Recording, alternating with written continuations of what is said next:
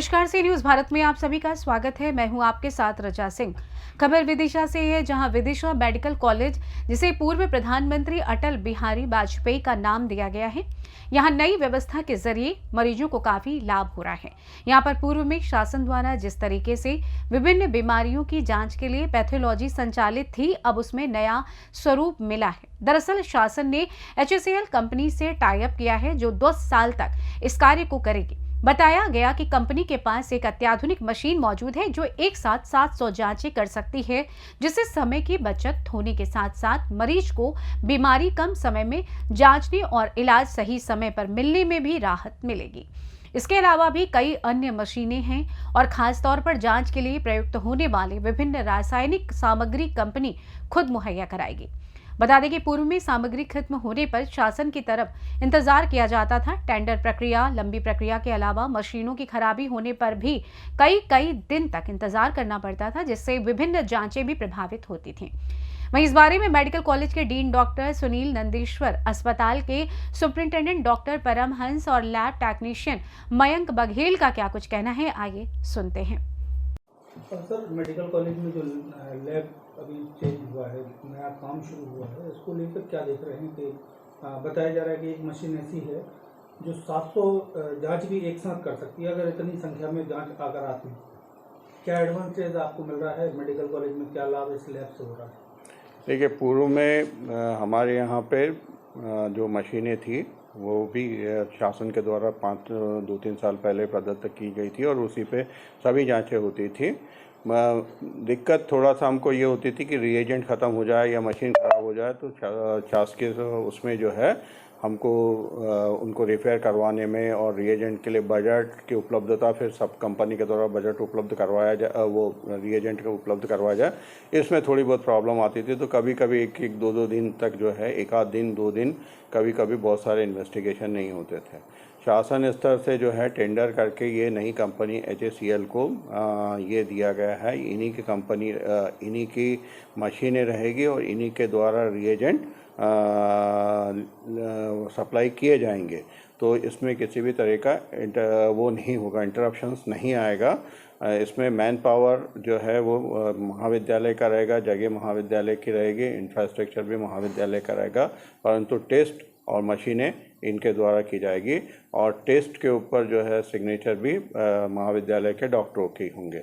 इसमें एक फ़ायदा ये है कि जो बीच में गैप आता था 1 या 2 दिन का, जैसे कभी मशीन ख़राब हो जाए या रिएजेंट ख़राब हो जाए, वो नहीं होगा और बिना किसी रुकावट के सभी जांचें की जाती थी। इनके द्वारा जो लगाई गई है मशीनें वो भी बहुत अच्छी है और जैसा बताया गया कि 700 जांचें तो हो सकती है। आजकल कंप्यूटराइज मशीनें आती तो उसमें ऐसा कोई बड़ा वो नहीं है, ऐसा होता है ना। मशीनें हमारे पास में भी थी, उस पर भी की जा सकती थी। हो सकता है 700 नहीं, थोड़ी कम होगी, परंतु मशीनें सभी अच्छी थी। उनका उपयोग हम रिसर्च पर्पज़ के लिए, जो हमारे यहाँ मशीनें हैं उनका रिसर्च पर्पज़ के लिए सेंट्रल रिसर्च लेबोरेटरी में करेंगे, है ना। कब स्टार्ट हुआ है? ये अभी मेरे ख्याल से 1 महीने का हुआ है। 1 महीने का हुआ है, 1 महीने के अंदर अंदर शुरुआत हुई है।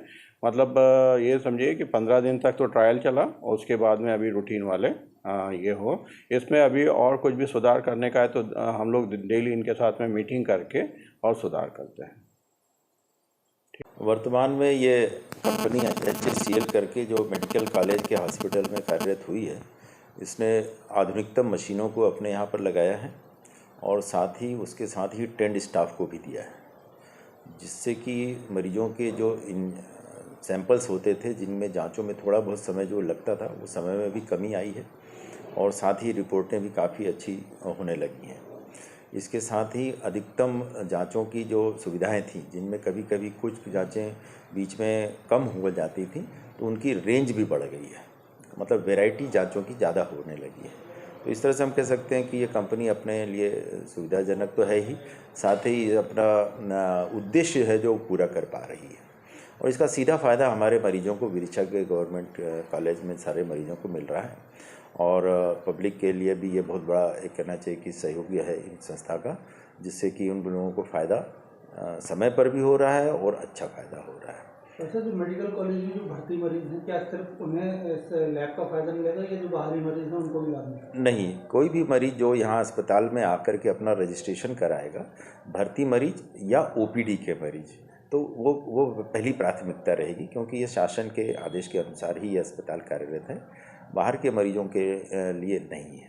हमारे अस्पताल की सुविधाओं में जैसे जैसे इजाफा होता जा रहा है, वैसे वैसे हम विदिशा के स्थानीय लोगों को और विदिशा में मेडिकल कॉलेज में बाहर से आने वाले लोगों को भी अधिकतम सुविधाएं उपलब्ध करा पा रहे हैं, और हम प्रयासरत भी हैं कि जनता को जितना इस मेडिकल कॉलेज का लाभ मिल सके आगे भविष्य में हम उतना देने की कोशिश करेंगे।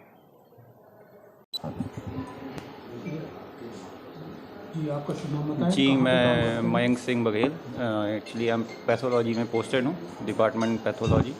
ओवरऑल जो हम पूरा सेंट्रलाइज जो ये अपना लैब है उसके कलेक्शन से लेकर रिपोर्टिंग तक सब हमारे अंडर ही है। जैसे कि आपको पता होगा जो नई कंपनी आई अपने अंडर HCL, वो काफ़ी सूटेबल है, काफ़ी योगदायक हमारे लिए। पहले जो काम थे उससे काफ़ी आसानी हो गई है, खासकर जो ऑनलाइन सिस्टम है हमसे ज़्यादा पेशेंटों को फ़ायदा है, क्योंकि हम तो काम पहले भी कर रहे थे बट एक्चुअली पेशेंट सफ़र कर रहे थे, रिपोर्ट मिस हो रही थी, काफ़ी कुछ दिक्कतें हो रही थी, बट अब काफ़ी आसानी हो गई है ऑनलाइन होने के कारण।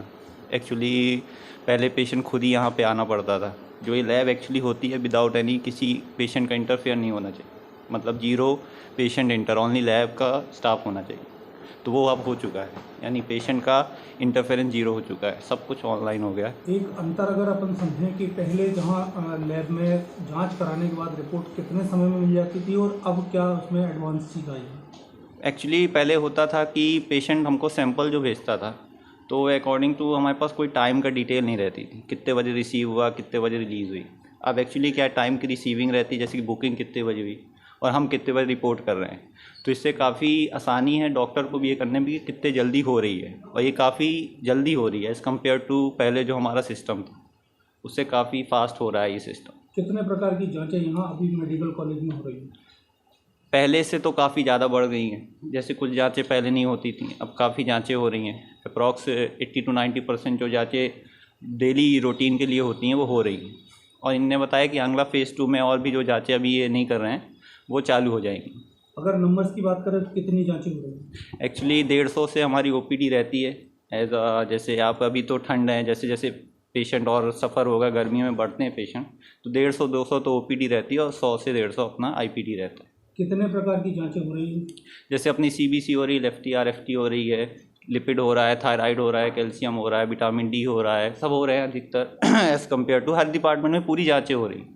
विदिशा से सी न्यूज़ संवाददाता पार्थ कुमार की रिपोर्ट। फिलहाल इस खास खबर में बस इतना ही। देश दुनिया की तमाम खबरों की जानकारी के लिए आप देखते रहें सी न्यूज़ भारत। हर खबर आपके साथ, आपके हाथ।